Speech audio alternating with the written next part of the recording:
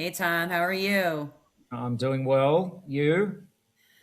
I've been better. A little bit distraught with some of the headlines. How about you? Yeah, I mean, it's pretty brutal week to week. There's a lot of trust issues out there. Today, I want to talk about workplace surveillance. What do you want to talk about? We're going to talk about the incognito layoffs that are occurring and the overall employee sentiment on Glassdoor. All right, workplace surveillance. So, I think this is fascinating. To use a football analogy, I think there is a massive multi billion-dollar own goal being developed here because there's all these, the backstory is there's all these surveillance laws that have been passed that make employers disclose that they're surveilling people. This has happened in the EU, it's happened in the UK, it's happening here in Australia, and the US is catching up. And actually, Maine is going to introduce in mid July one of the most restrictive laws yet. But the problem with this, right, is that, and I'll just reading some stats here, 74% of US employers are monitoring their own people, according to a survey earlier this year, and only 22% of employees know it's happening, right? So there's a massive gap here between what's going on and knowledgeable. But the real issue is that 54% of employees say they'd quit if surveillance increased. And the surveillance industry is going from a roughly $5 billion industry today to 12 billion by the end of 2028. And so the thing I can't get my head around is that what do people actually think they're learning? Like, what are you surveilling? Are you surveilling when they get to work? Are you surveilling when their camera's on? Are you looking at the websites that they're on? Because I mean, seriously, if are you going to really learn anything about the employee that changes your opinion? So you're not, and I would argue no. So therefore, you're surveilling your people, you're destroying trust, and it's a massive own goal. I can't get my head around it. No, nor can I. I mean, we've been doing surveillance for so long, but now it's been amplified even more with AI. And it really comes down to the fact that we're refusing to upskill and develop ourselves of how to work with people. And we just continue to look at these micromanagement, types of surveillance because that's what it is when you're badging in how many keystrokes, how many swipes, what's AI seeing, what's AI not seeing. At the end of the day, it's just a bunch of dead data. Surveillance only gets you so far. It's really about the development and the skilling and the communication that we need to be having with each other as humans. And you lose money because when people feel that they're not trusted, they're not going to trust you, and they're not going to. Doesn't matter how much you surveil them. Engagement, No. work, productivity is all going to go down.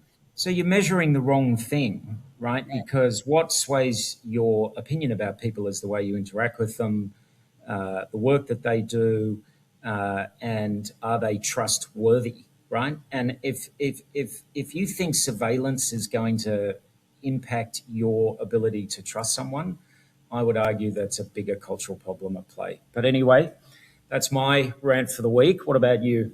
Yeah, no, absolutely. Well, same lane but different vein. So right now, the latest report by LLH pretty much has said that 87% of CHROs out there in mid markets and enterprises are planning on doing layoffs this year, and that report just came out in April. So apparently, there's a lot more layoffs to come.